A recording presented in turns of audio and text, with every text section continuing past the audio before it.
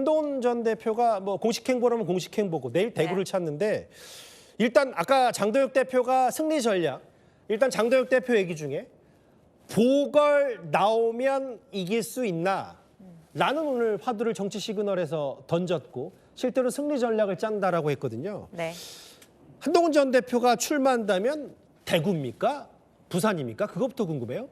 네, 한동훈 전 대표 쪽에 제가 똑같이 물어보면요. 아직은 말하기 이르다는 답변이 돌아옵니다. 예. 지금은 일단 어떤 지역에서 보궐 생길지도 모르니까 상황 보겠다는 건데요. 예. 어차피 무소속으로 출마할 거기 때문에 급하지 않다. 5월쯤에 출마 선언을 하면 된다는 겁니다. 예. 또 한 전 대표 같은 경우에는 이미 전국구 정치인이라서요. 굳이 일찍 출마 선언해서 인지도 높일 일도 없겠죠. 예. 그래도 속으로는요. 대구나 부산 정도를 생각하고 있는 것 같습니다. 앞서 화면에 잠깐 나왔어요. 그 특정 지역구들이요. 예. 네, 일단 대구 같은 경우에는 현역 중진 의원들이 줄줄이 출마 선언하고 있는 만큼 예. 거의 무조건 보궐 자리가 생긴다고 봐야 하는데요. 예. 부산에서는 부산 북구 그리고 최근에는 주진 의원이 부산시장 출마를 고민하면서 해운대갑 말도 있습니다. 특히 저 부산 해운대학 같은 경우는 조국 혁신당의 조국 대표 얘기도 심심치 않게 나오면서 네. 한동훈 대 조국 구도가 나오는 거 아니냐는 전망도 있는데 아직 뭐 섣부릅니다만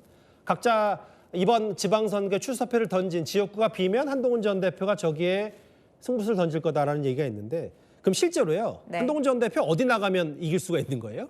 네, 승산도 중요하지만요. 예. 지금 한동훈 전 대표 입장에서는요. 3자 구도를 피해야 하는 게 가장 중요합니다. 예. 국민의힘 후보와 무소속 후보인 이 한 전 대표가 경쟁하다가 민주당 후보가 어부지리로 되는 그래서 한동훈 때문에 졌다 이 말만은 안 들어야 하거든요. 예. 일단 그렇다면은 대구가 가장 유리합니다. 이 전통 보수 텃밭이라서 한 전 대표가 나온다고 해서 민주당 후보가 될 가능성이 낮거든요. 예.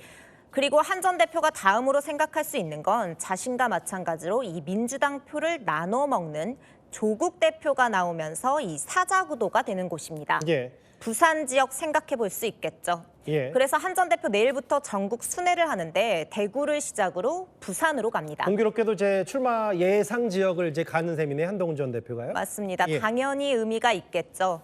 장동혁 대표에 맞서서 이 보수 재건 구호를 내걸고 있는데요. 더 이상은 피하지 않겠다. 기세가 읽힙니다. 이게 한 전 대표가 어디 출마하는지를 먼저 저희가 짚어본 이유가 뭐냐면 네. 오늘 장도혁 대표가 승리 전략, 한동훈 전 대표 관련해서 맞불로 선거 전략을 짜겠다, 승리 전략을 짜겠다고 했는데 이게 듣기에 따라서는 네. 한 전 대표 떨어뜨리기 위한 자객 공천 카드로도 읽히는데 맞는 겁니까?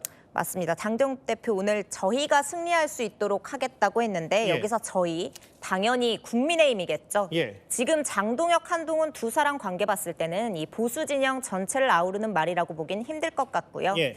국민의힘 입장에서도 이 한동훈 전 대표 정도가 나오면 당연히 경쟁력 있는 후보 내놔야 한다는 압박이 더 커질 테고요. 예.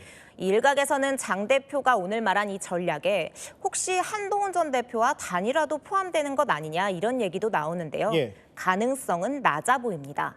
먼저 대구 같은 경우에는요. 민주당 후보를 견제하기 위한 단일화 자체가 크게 필요 없을 것 같고요. 예. 부산 같은 경우에도 오히려 3자 구도를 유지하는 게 더 유리할 수 있다는 말이 나옵니다. 예. 이 중도 성향인 한 전 대표가 국민의힘 표가 아니라 민주당 표를 더 가져갈 수 있다는 겁니다. 하지만 굳이 이런 선거 공학적인 차원에서 접근하지 않더라도요. 예, 지금 두 사람 관계 보면 단일화는 쉽지 않을 것 그러니까 같습니다. 장도혁 대표가 오늘 승리 전략 언급한 건 뭐 측근 중에 한 명인 김민수 최고위원이나 이런 사람들이 아예 대놓고 어딜 가겠다라고 직접적으로 인물로 언급한 건 아니고 네. 그만큼 염두하고 신경 쓰겠다 이런 취지다. 그런데 이런 게 있을 거예요. 한 전 대표 견제하면서 승리 전략 짜겠다는 거 말고도 네. 오늘 당권파와 가까운 일부 원외 당협위원장 협의회가 장동혁 대표 촉구 성명서 낸 24명 윤리위에 제소하기로 했는데 글쎄요, 이게 연장선상인지 모르겠는데 이런 압박과 견제가 한 전 대표 내일 대구 가면 현역 의원들 누가 한 전 대표랑 같이 가는지도 보겠다. 윤리위에 제소할 계획도 있다. 이런 얘기까지 심심치 않게 흘러나오더라고요. 네, 일단 오늘 제소하기로 한 건 이제 전형직 당협위원장이고 현역 의원들이 아니긴 한데요. 예. 일종의 경고성 메시지는 될 수 있을 것 같습니다. 오늘 윤리위 제소 내용을 보면요. 예. 개파 불용 원칙을 내세웠거든요. 이 한동훈, 김종혁 그리고 배현진 의원까지 지금 국민의힘 징계 정국이잖아요. 예. 앞으로 한동훈 전 대표가 선거 유세를 나갈 때는 당연히 친한계 의원들 부담 느낄 것 같고요. 예. 이 메시지 내거나 측면 지원하는 것도 문제 삼을 수 있기 때문에 최대한 빌미를 주지 않을 것으로 보입니다. 예.